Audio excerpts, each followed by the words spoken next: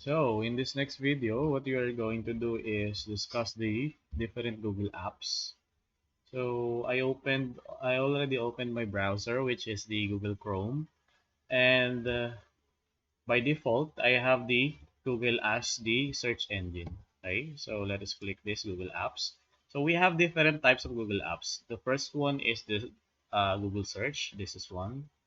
And then we have the maps. If you are looking for something or some place, the YouTube, the Play Store, the news, the Gmail, the Meet, the contacts, the Drive, the calendar, translate, etc. Okay, so it's up to you for you to browse these types of apps. Okay, so what we are going to discuss today is the Google Drive.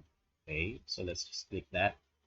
Upon clicking the Google Drive, you can open or you are going to open a cloud system wherein you can save files from your computer to the cloud.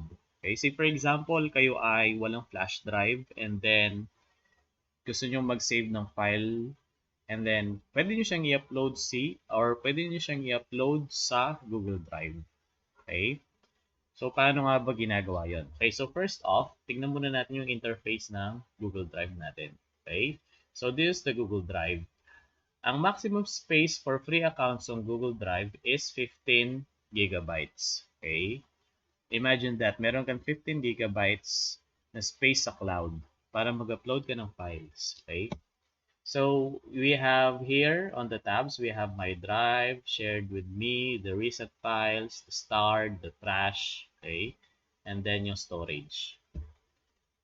Kapag gusto mo mag-expand ng space or lakihan mo yung space ng iyong Google Drive, pwede mo i-click yung buy storage. Okay? Kapag kinlik mo yon, ang mangyayari is lilitaw ito. Meron kang babayaran monthly. Okay? So, sabi niya, 89 pesos a month for 100 gigabytes. So, yung free accounts natin, meron tayong 15 gigabytes. Okay? So, syempre, wala pa tayong mga trabaho, di ba? Doon muna tayo sa free accounts para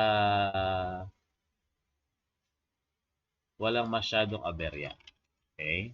Kasi kapag ikaw ay may trabaho na, pwede mo nang gamitin yung or pwede ka nang mag-subscribe doon sa monthly uh, monthly payment or monthly based payment para magkaroon ka ng wider space or bigger space sa cloud. Okay, so meron din tayo ditong tab as new, sabi niya dyan. And then we have the search or the setting button. This is the search button. Okay. And then, kung gusto mo anong itsura ng files mo, see for example, gusto mo ng list view, ang mangyayari is nakalista sila lahat dyan, or grid view, something like that. Okay. Next one naman is the Google Calendar. Okay. Kapag gusto mo mag-set,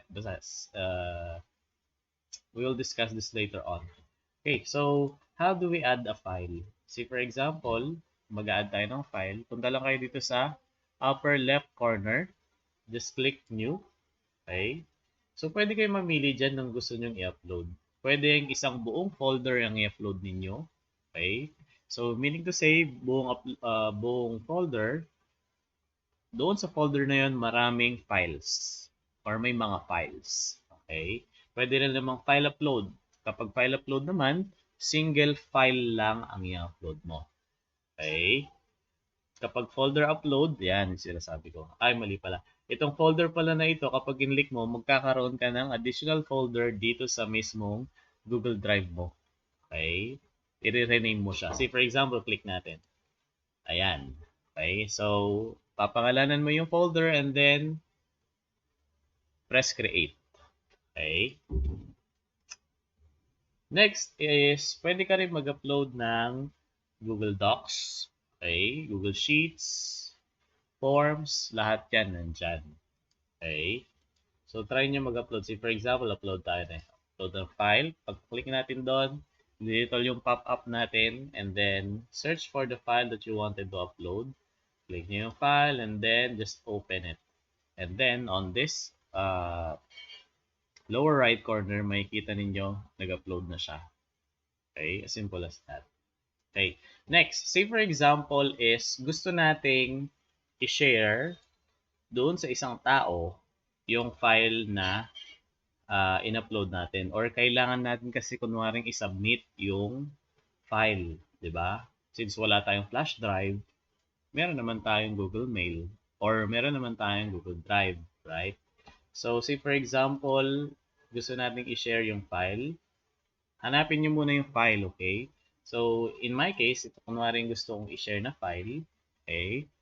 Since it was uploaded, pwede ko siyang hanapin sa recent, okay? Just click the file and then right-click, okay? And then, get a link. Sabi niya, pag pinress nyo yung get a link, okay. So, kailangan yung kopyahin yung link at isend doon sa person. Okay? But meron tayong restriction dito. Kapag kinlik natin yung restricted, meaning to say, sabi niya, only people added can open with this link. Okay?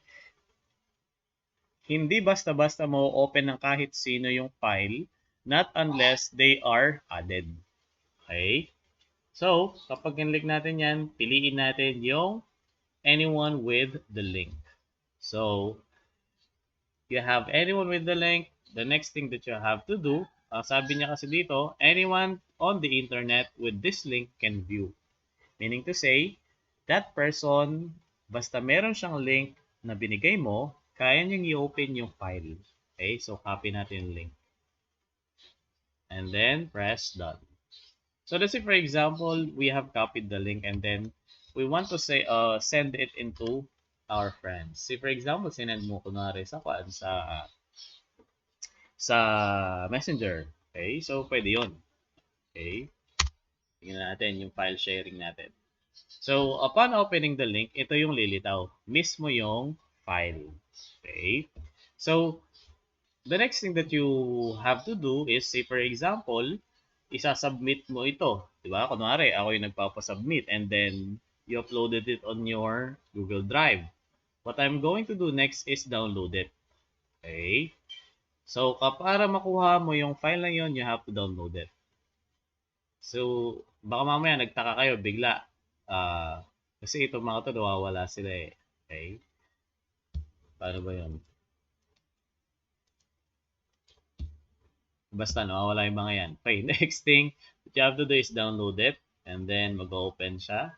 And then it was downloaded. So, on that part, pwede ka nang or meron ka nang na-submit na file sa akin.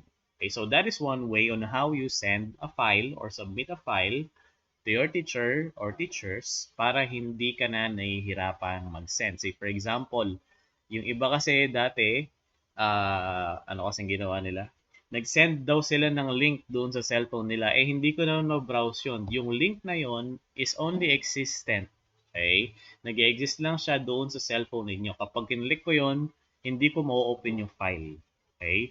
Not unless ganito yung gawin ninyo. I-upload niyo yung file doon sa Google Drive. Okay? Gets inyo? Okay, so next time na magpapasubmit ako ng file, dito nyo na lang ilagay.